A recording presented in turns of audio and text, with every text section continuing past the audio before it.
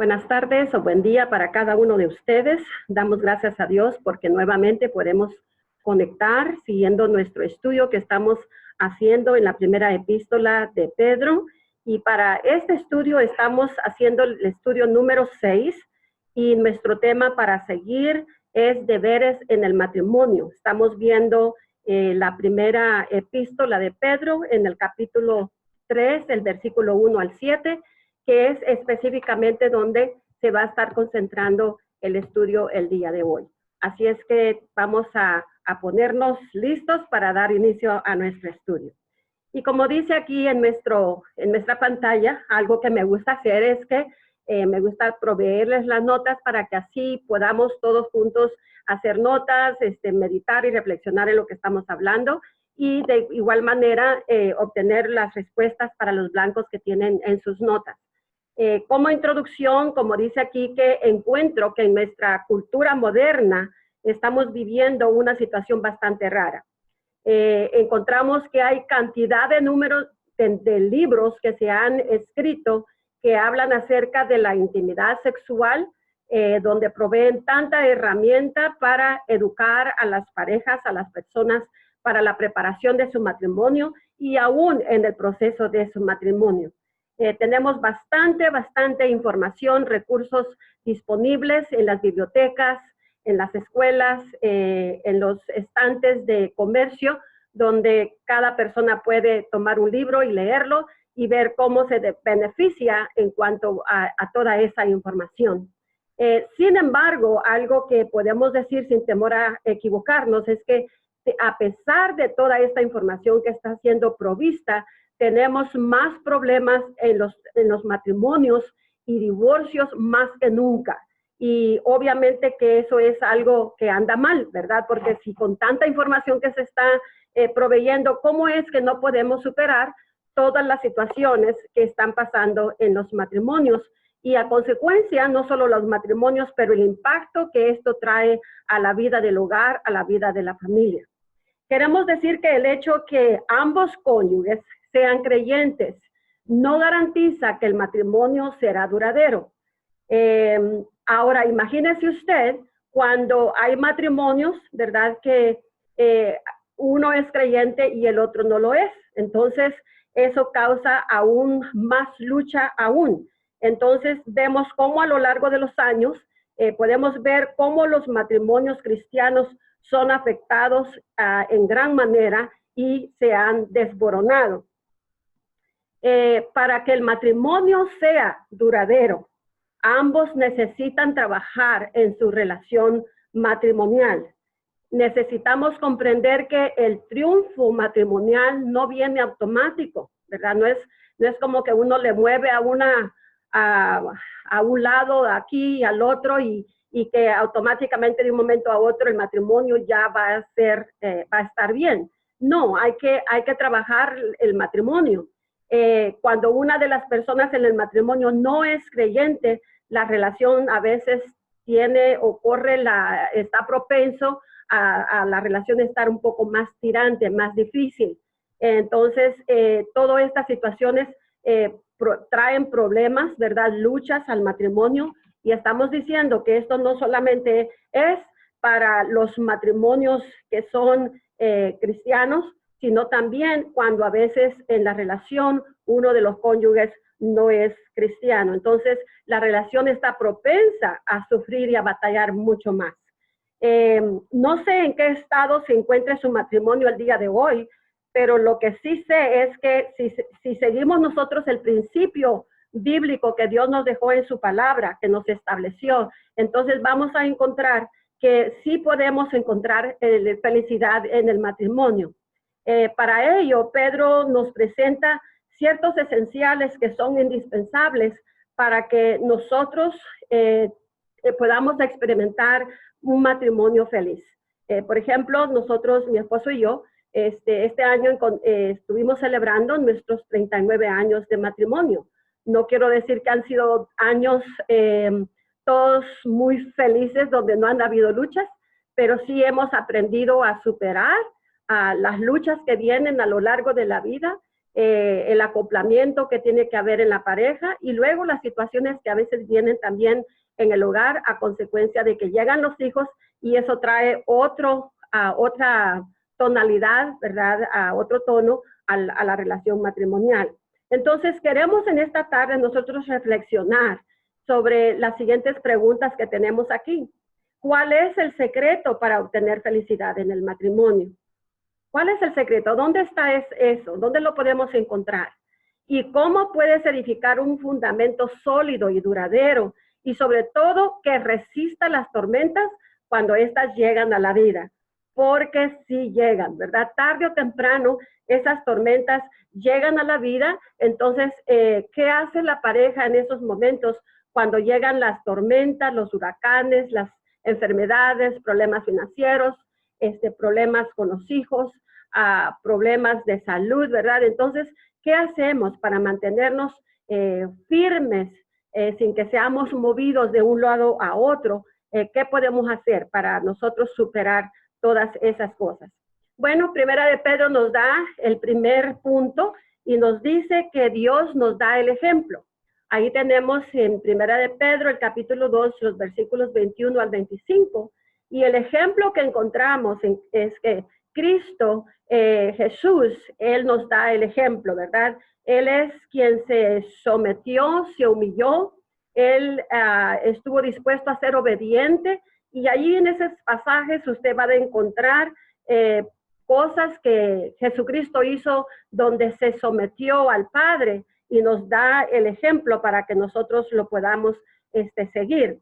Ahí en ese pasaje en particular encontramos una frase que dice en la misma manera, y eso nos refiere a la discusión de Pedro en cuanto al ejemplo de Jesucristo. En Primera de Pedro, el capítulo 2, los versículos 21 al 25, y de igual manera como Jesús fue obediente a la voluntad del Padre, de igual manera, el esposo creyente y la esposa creyente deben de seguir el ejemplo. Ahí está la clave para toda la situación. Ahí es donde está el secreto, ¿verdad? Que nos podamos someter de igual manera como Jesucristo se sometió y fue obediente al Padre. Mucho de nuestro aprendizaje en la vida viene mediante la imitación. Si se imitan los mejores modelos, seremos mejores personas y obtendremos o alcanzaremos mejor. Pero si se imitan los modelos malos o modelos equivocados, entonces va a ser lo contrario, ¿verdad? La vida puede seguir un rumbo equivocado. Así es que los modelos que seguimos en la vida, por lo general, tienen la tendencia a influenciar en todos los aspectos de la vida. Es por eso que nosotros debemos de fijarnos qué patrones, qué modelos nosotros estamos siguiendo. Por ejemplo, qué cosas, ¿verdad? Están en nuestras casas que nosotros podemos decir, esto es algo que me va a ayudar a superar, esto es algo que me va a ayudar a seguir adelante en las luchas que estoy enfrentando en mi diario vivir. Entonces, hay modelos que nosotros podemos seguir. Con quienes nos asociamos, ¿verdad? Son personas que de alguna manera van a tener un tipo de influencia en nuestra vida. Así es lo mejor que un matrimonio puede hacer para triunfar en su matrimonio es asociarse con Jesucristo, ¿verdad? Porque Él es el ejemplo supremo.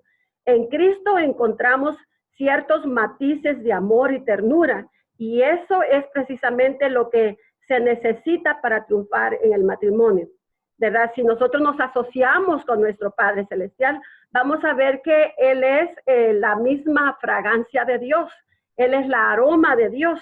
Entonces, Él desborda, si estamos nosotros asociados con Él, Él desborda todo lo que Él es en nosotros, y lo que llega a nosotros lo vamos a poder desbordar en la otra persona que amamos, en este caso a nuestro cónyuge, y como padres a nuestros hijos. Así es que es importante que nosotros veamos que es importante con qué personas nos asociamos, qué recursos leemos, qué modelos tenemos para que nosotros podamos imitar esos modelos. Por ejemplo, no sé, en nuestras casas, cuántas Biblias hay, ¿verdad? Que están por ahí sentaditas en alguna mesa, pero nunca la levantamos.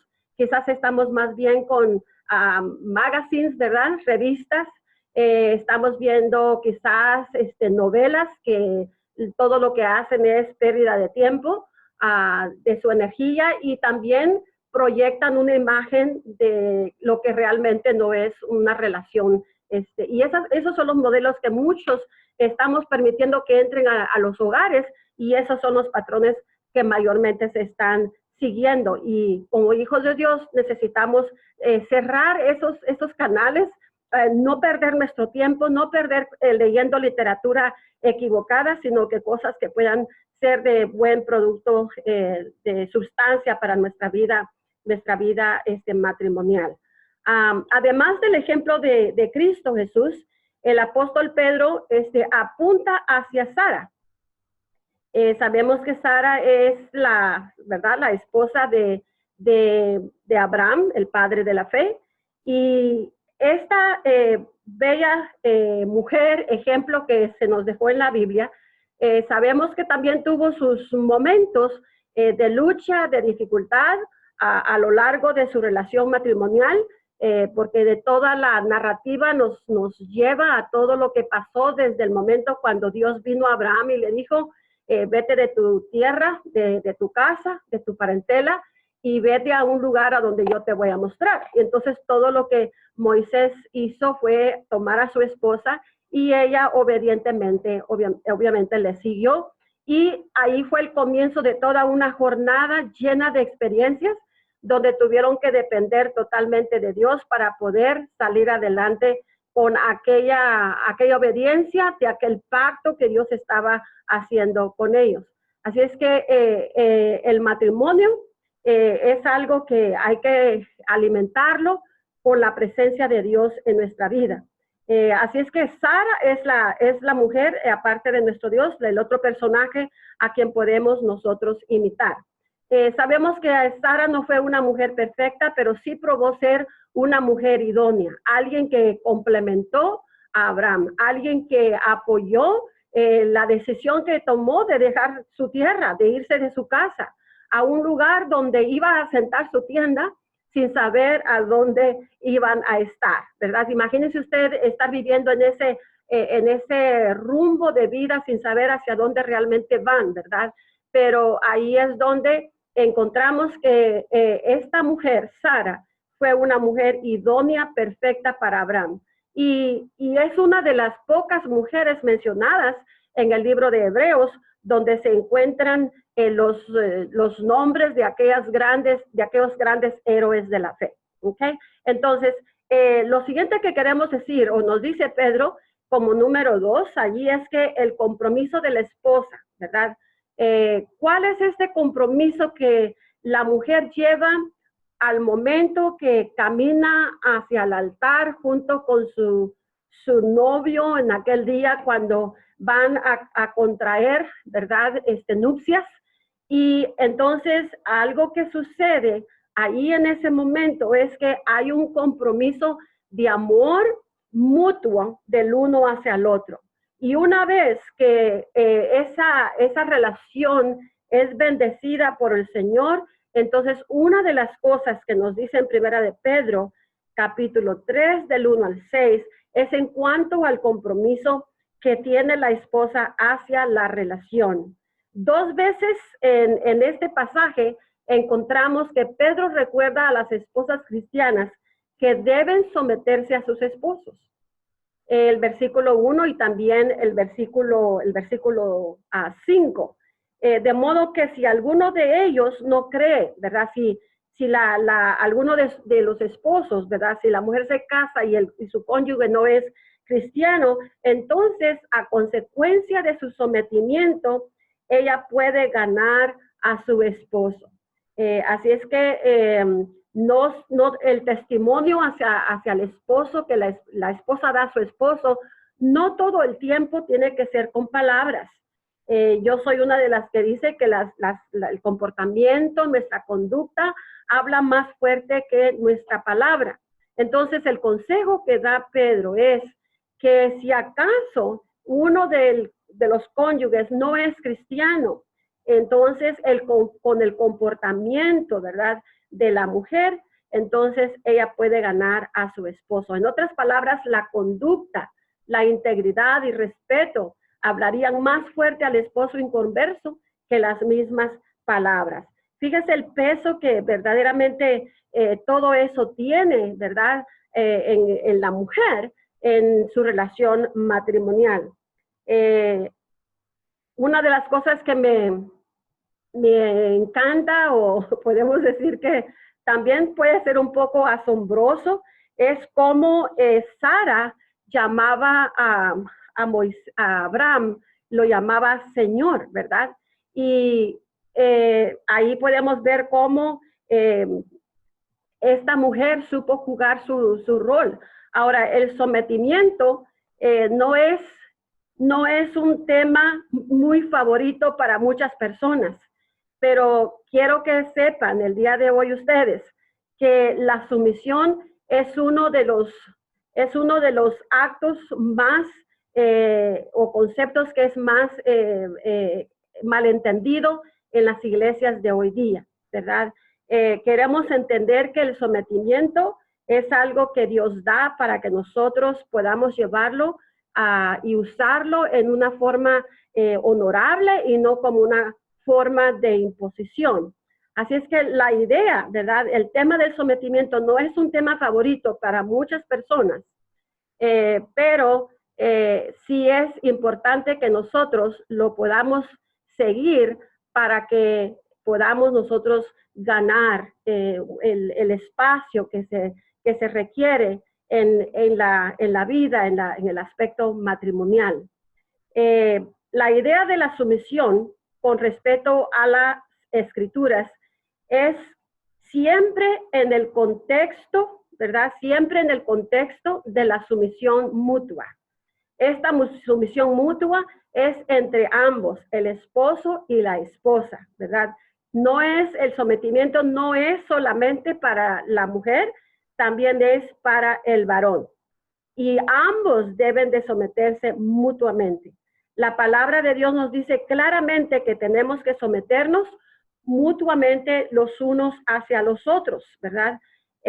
Y cuando nos sometemos, prácticamente lo que estamos haciendo es que cedemos nuestro derecho para el beneficio de la otra persona. Por eso Efesios, el capítulo 5, el versículo 21 nos dice que cultiven entre ustedes la mutua sumisión en el temor de Dios. Entonces, si yo como mujer cristiana, yo me someto a Dios como el líder de mi vida, como el jefe, el mayordomo de mi persona, yo me someto a Dios, entonces yo también me voy a poder someter a mi esposo porque lo voy a honrar por el rol, el papel que él juega en mi vida como su esposa. Así es que tenemos ahí para que reflexionemos en Efesios, el capítulo 5, versículo 21. Ahora, el sometimiento no quiere decir que la mujer es inferior al hombre, ¿verdad?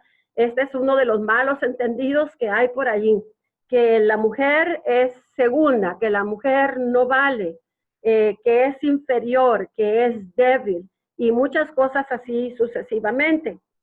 A propósito, ahí en el versículo 7, ¿verdad? De la epístola, del capítulo que estamos leyendo, Pedro claramente establece que el esposo y la esposa son herederos juntos de la misma gracia.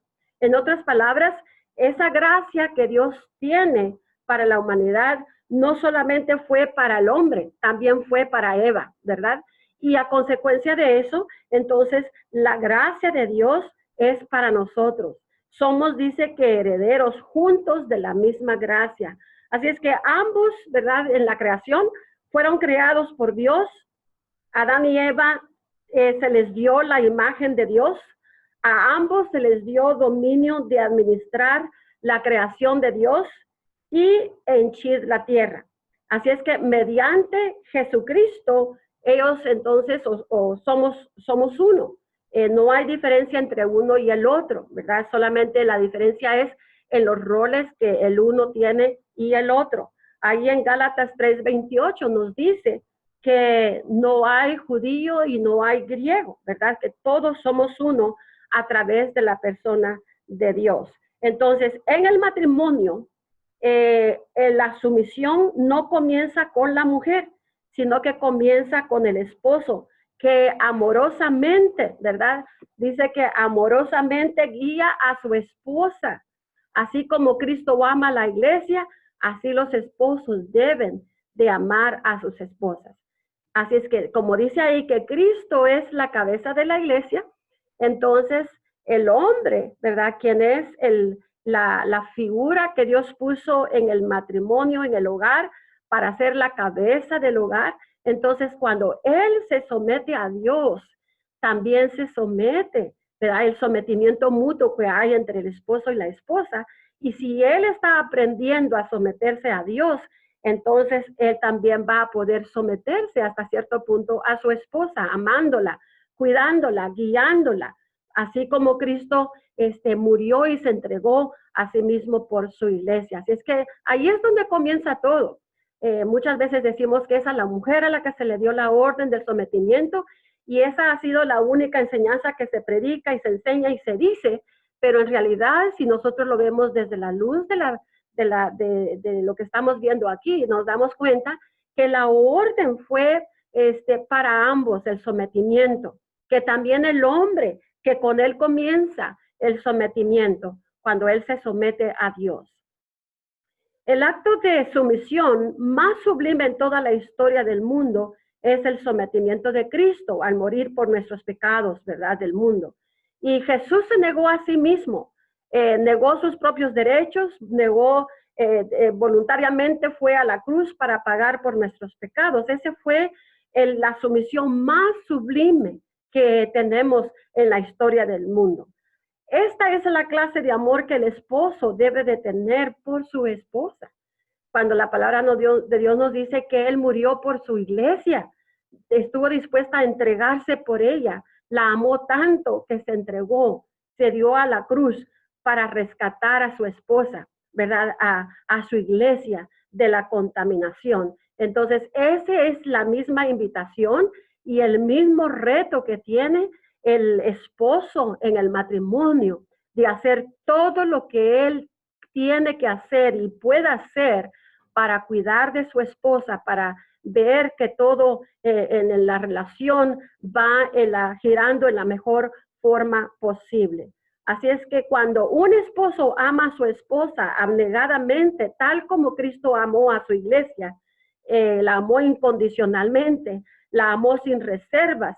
Entonces, como Cristo ama a la iglesia, la esposa puede corresponder en amor porque ella sabe que realmente es amada. Cuando yo, como hija de Dios, como novia de Dios, como la iglesia de Dios, pienso en cuánto Dios me amó, que estuvo dispuesto a morir en la cruz del Calvario por mis pecados, a mí eso me conmueve tanto, tanto, que yo puedo responder voluntariamente con un corazón contrito y humillado y decirle gracias, Señor, porque me amaste a tal grado de dar tu vida por mí. Entonces, si el esposo está siguiendo el ejemplo de Cristo, de amar, de cuidar, de proteger, ¿verdad?, a su esposa, entonces cuando la esposa se da cuenta que es valorada, que es amada, que es lo mejor que el varón tiene en su vida, entonces ella va a poder corresponder sin ninguna limitación alguna a su esposo. Pero desafortunadamente, esta clase de amor no es la predisposición natural muchas veces de la persona. A veces amamos, pero amamos egoístamente. Amamos con condiciones. Y cuando esas condiciones no son llenadas, entonces no damos amor libremente a menos que se haga como yo quiero, cuando yo quiero y como yo quiero. Y esa no es la forma que debemos de amar, mucho menos cuando se trata de la relación matrimonial, porque son dos personas viviendo juntas, ¿verdad? Haciendo una vida juntas. Ahora, esto de la predisposición que tiene la persona a veces de amar, Esto ha creado una tensión en el matrimonio. Y esta tensión tiene sus raíces en el jardín del Edén, allá con Adán y Eva. Y por causa de su rebeldía pecaminosa, ellos decidieron hacer su propia voluntad y hacer las cosas a su propia manera, en vez de seguir la pauta que Dios había establecido para ellos. Y como resultado, la maldición del pecado cayó sobre no solamente ellos, sino que sobre toda la humanidad. Cuando Dios les explicó las consecuencias de su desobediencia, tuvo una palabra en particular para la mujer. Y básicamente le dijo a Eva, Eva, ahora las cosas van a ser diferentes para ti y para Adán. Y allí en Génesis, el capítulo 3, el versículo 16, que está para que nosotros reflexionemos, Dios le dijo a Eva, tu deseo te llevará a tu marido y él te dominará. La palabra deseo es una palabra hebrea que significa literalmente dominar o controlar. Vean ustedes, hermanos, dominar o controlar. Entonces, cuando la mujer se somete, debe someterse a consecuencia de obediencia y no de una orden. Se somete porque ama a Dios y a consecuencia de su amor a Dios y de su obediencia a Dios, se somete a su marido y no porque el marido la controla y está sobre ella haciendo demandas que no son saludables. Así es que esa es la situación, ¿verdad? Debido al egoísmo del pecado, entonces que nació allí en ellos, ahora entonces Adán tendría, por decirlo así, a consecuencia del pecado, gobernar y dominar a su esposa, pero eso no es como Dios lo tenía desde un comienzo. Hoy día vivimos con las implicaciones de esta maldición en nuestros matrimonios. Es una inclinación nacida del pecado donde el hombre y la mujer quieren dominarse el uno al otro. Y es por eso que hay constante lucha. Es como una jaladera, el esposo jala para acá y la esposa jala para allá y ninguno de los dos quiere vencerse, quiere ganar el hombre, quiere ganar la mujer y al fin del día ninguno gana. Todo lo que se ha ganado es lastimarse los sentimientos y entonces se rompe la relación, poco a poco se va dañando. Así es que a raíz del pecado del hombre y de la mujer como hijos de Adán y Eva, todos nacimos con esa inclinación egoísta, una donde el esposo quiere controlar, dominar y gobernar a su esposa, y por otro lado, la esposa quiere dominar, a controlar a su esposo, ¿verdad? Hay ciertas maneras que a veces la mujer utiliza, ciertas formas para controlar y dominar y quiere salir con la suya, por decirlo así. Y esta es la manera en la que muchos matrimonios viven del día de hoy. Sin embargo, el único antídoto para este egoísmo es obedecer al mandato que Dios nos dejó en su palabra, ¿verdad? Que dice que debemos de someternos mutuamente el uno hacia el otro.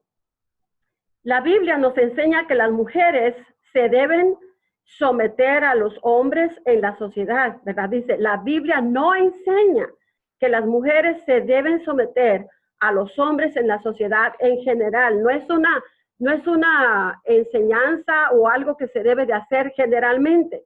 El concepto del sometimiento es siempre en el contexto del matrimonio. Es para usted con su pareja, con su cónyuge. En la Biblia vemos que hubieron mujeres jueces, gobernantes, profetas y líderes, y también mujeres empresariales, ¿verdad? En el Antiguo Testamento tenemos a Débora. Vimos cómo la reina Esther, ¿verdad? Luchó y guardó o preservó a la nación de Israel para no ser destruida. También tenemos en el Nuevo Testamento, tenemos a mujeres como a Dorcas, a Lidia, ¿verdad? Mujeres que fueron grandes líderes en la sociedad. Sin embargo, nunca faltaron el respeto a sus esposos en sus relaciones que ellos tenían. Así es que el sometimiento es algo hermoso, guiado por Dios de una forma saludable. Tampoco dice que hay ningún fundamento bíblico que diga que de alguna forma el hombre es superior a la mujer. Mi esposo y yo, los dos entramos en nuestra relación matrimonial sabiendo quién era el uno el otro, nuestro llamado, nuestros dones, nuestras capacidades que Dios nos dio. En algunas formas yo necesito la ayuda de Él y en otras formas Él necesita mi ayuda. Y ahí es donde entra la palabra que Dios nos dio desde el principio, que nos creó para ser idóneos, ¿verdad? El uno hacia el otro, para complementarnos mutuamente. Dios nos creó con esa capacidad. Así es que la Biblia, no hay ningún fundamento bíblico que diga que de alguna forma el hombre es superior a la mujer. Así que el problema de la sumisión no tiene nada que ver con superioridad o inferioridad. No tiene nada que ver con títulos educativos, ni tampoco de quién gana mayor dinero, que es el que tiene el control. No, tiene que ver con el rol y la responsabilidad del esposo y la esposa en la relación matrimonial. Eso tenemos que tenerlo bien figurado individualmente. Tanto la esposa tiene que saber cuál es su rol y el esposo tiene que saber cuál es su rol para que ambos puedan jugar sus partes dignamente como el Señor espera de cada uno.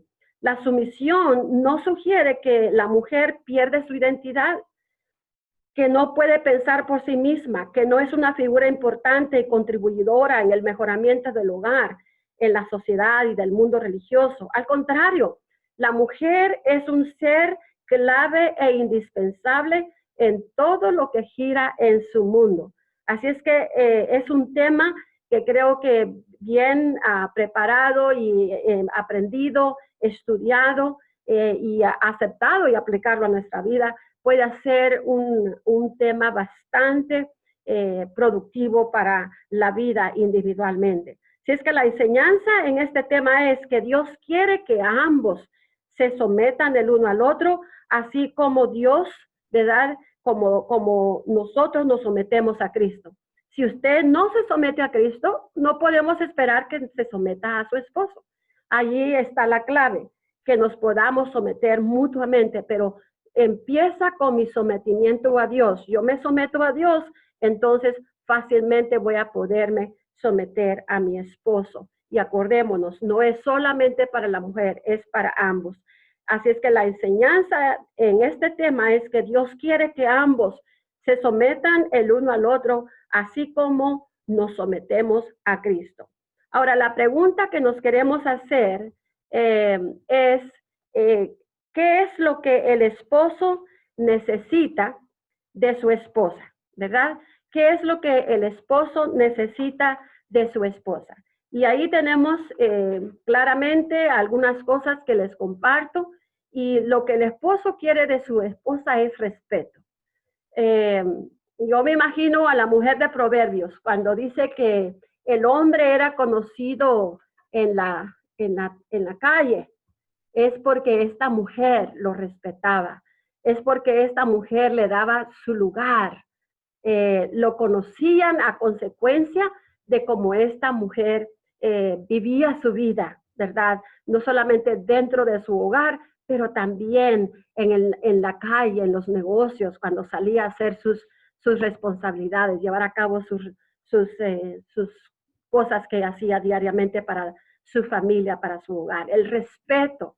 Y luego él quiere que se le tenga consideración, ¿verdad? Que no tomemos a la ligera el esmero, la dedicación que él pone de construir un hogar, de ver a sus hijos, la consideración que tenemos por él cuando llega del trabajo cansado, y entonces queremos esperarlo lo mejor que se pueda para que él sepa que estamos recibiendo a la persona más importante de nuestra vida. Queremos que él quiere que se le honre, ¿verdad? Como una persona importante en su corazón. Él quiere que se le prefiera. Hay muchas cosas con las que competimos que se compiten en el día de hoy, ¿verdad? Pero ojalá que él esté en la lista número 1, que él sea la persona que usted prefiere. Ahora, cuando digo número 1, estoy hablando de su vida personal, porque el número 1 obviamente tiene que ser Cristo en el orden de las prioridades, ¿verdad? Dios quiere ser el número 1 en nuestra vida, pero luego como número 2 es nuestro esposo, no es ni siquiera la familia, es su esposo, porque cuando los hijos crecen y se casen, los únicos que se van a quedar en casa serán usted y su pareja. Así es que es por eso que usted debe de invertir tiempo en ver que su relación sea una relación saludable. Y luego que se le estime como persona y que crea en él, ¿verdad? No hay cosa que dañe más una relación cuando se duda de la persona, cuando se le pierde respeto, cuando no se le considera, cuando otras cosas toman preeminencia en nuestra vida y a lo último allá, cuando pensamos que es el mejor tiempo o tenemos el tiempo, entonces andamos haciendo las cosas a la fuerza y no es como debe de sentirlo el esposo, sino que es algo que usted se agracia, ¿verdad? Usted con gozo lo hace. Y luego lo que el esposo no quiere de su esposa es que le pierda el respeto, que le insulte, que lo critique, que no le apoye. Y él quiere una esposa que no satisfaga sus necesidades. Y cuando estamos hablando de estas necesidades, estamos hablando de todos los aspectos. Estamos hablando de la necesidad emocional, intelectual, física, espiritual. Y cuando nosotros jugamos nuestro rol bien, vamos a ver que no hay nadie que pueda llenar sus necesidades más que usted. El tercer punto que Pedro nos introduce en su epístola es ahora el compromiso que el esposo tiene para su esposa. Y en ello nos presenta 4 cosas. La primera, la responsabilidad física. Segundo, la responsabilidad intelectual, la responsabilidad emocional y la responsabilidad espiritual. Así es que veamos la primera, la responsabilidad física. Esto implica que la casa va a requerir finanzas, ¿verdad? Que para tener un hogar, para tener una relación, el esposo a necesitar que trabajar para proveer para las necesidades de su casa. El vivir juntos es más que tener un techo y tener una dirección, ¿verdad? Es estar allí presente, proveyendo lo que el matrimonio necesita físicamente. El matrimonio no es fundamentalmente una relación física, ¿verdad? Por eso Efesios 5:31 nos dice, dejará a su padre y a su madre y se unirá a su mujer. Así es que llenar las necesidades físicas y materiales del hogar es parte de lo que se debe de hacer, pero mayormente es la calidad de vida que pueden vivir juntos lo que va a hacer que haya una responsabilidad o una unión donde hay amor y respeto. Así es que aunque la esposa trabaje en la actualidad, la primera responsabilidad que el esposo tiene es de cuidar de su casa, de su familia, ser el proveedor de su hogar.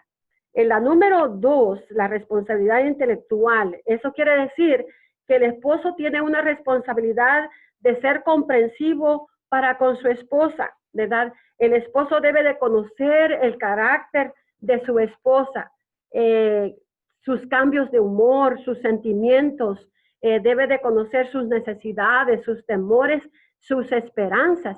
Necesita escuchar el corazón de su esposa y con una comunicación abierta poder tratar los asuntos, ¿verdad?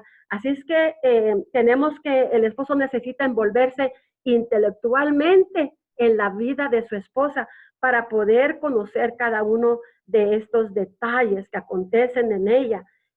Acordémonos que la mujer es más emotiva, se le tiene que hablar, ¿verdad? Tocar, para que ella sienta la ternura, que se le escucha, que se le aprecia y todas esas cosas más. Entonces, en el lado emocional, el esposo debe de trabajar para honrarla, ¿verdad? Respetarla, honrarla como el ser más valioso que tiene en su vida. Ella necesita saber que él es su príncipe azul, ¿verdad? Por la forma en que él la trata, como una princesa.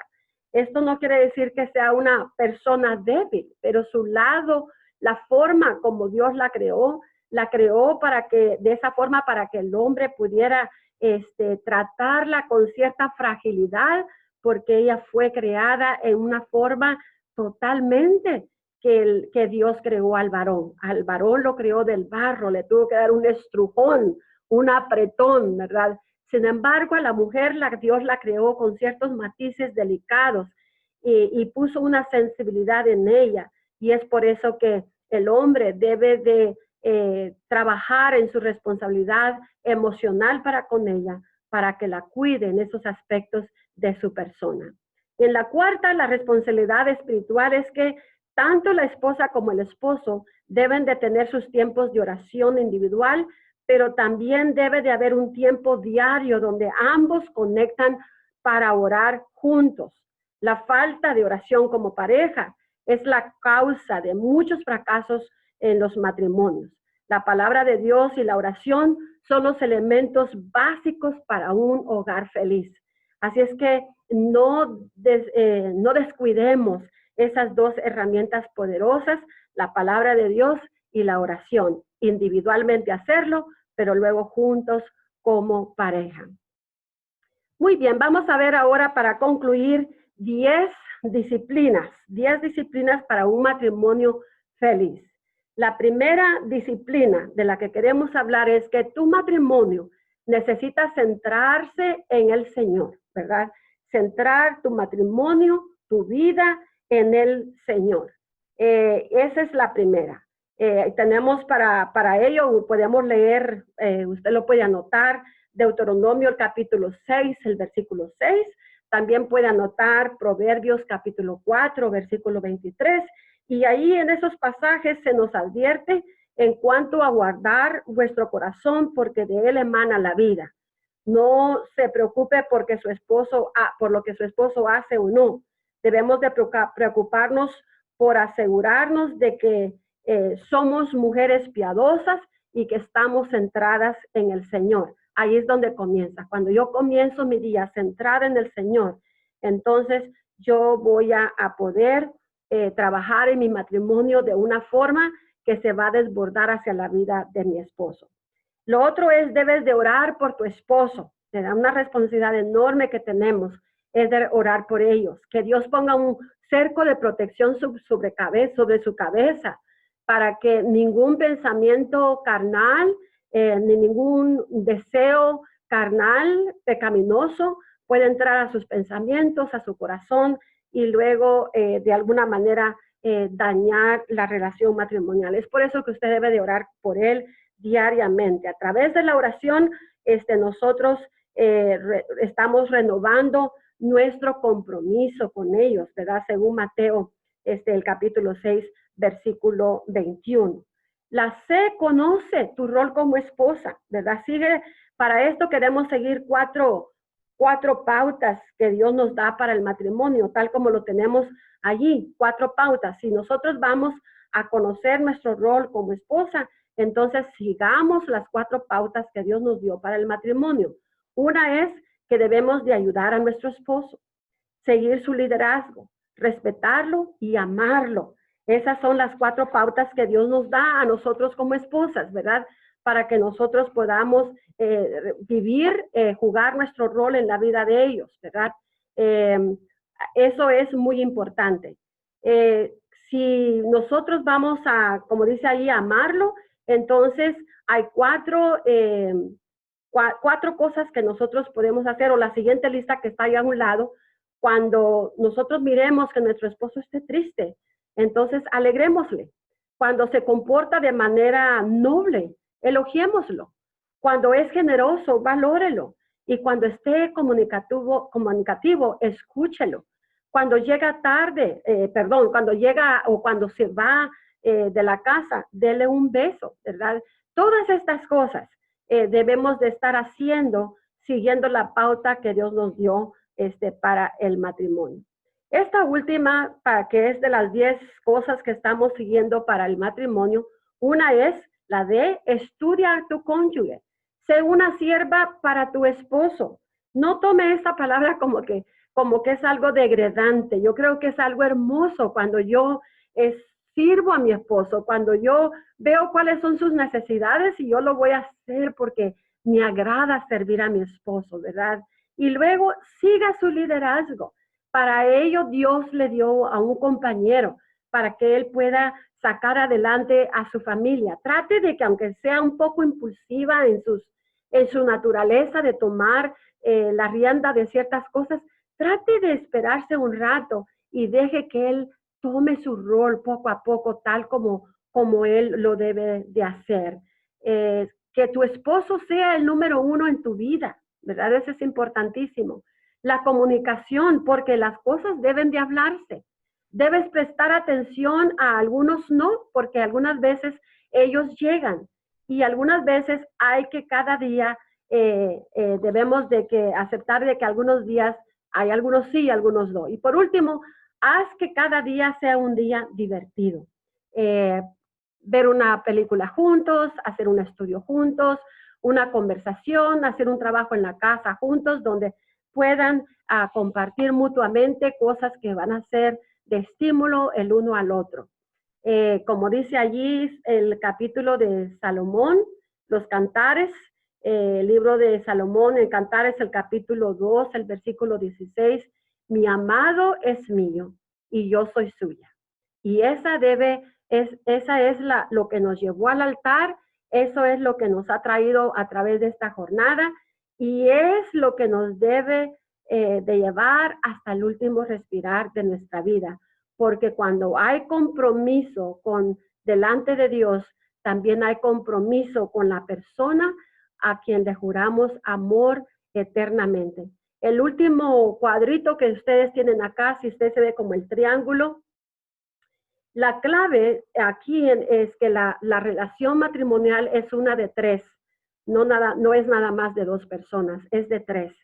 Y si usted está viendo, allá mero arriba está la persona de Dios, el nombre de Dios, ¿verdad? Dios está a la cumbre y acá a los lados está usted y al otro lado su esposo. Cuando usted quiere que su relación sea fructífera, usted no debe de hacer así, tratar de acercarse el uno al otro. Claro que eso es lo que queremos, ¿verdad? Pero en realidad lo que debemos de hacer es que individualmente vayamos caminando hacia arriba, acercándonos a Dios. Y se dará cuenta que conforme usted se acerca a Dios, usted se acerca también a su esposo. Y esa es la clave para un matrimonio feliz y eso es lo que nos va a ayudar a ser buenos esposos, buenas esposas, para que podamos disfrutar esta relación hermosa a la que hemos entrado en nuestro matrimonio. Dios me les bendiga grandemente. Nos estamos viendo en la próxima semana.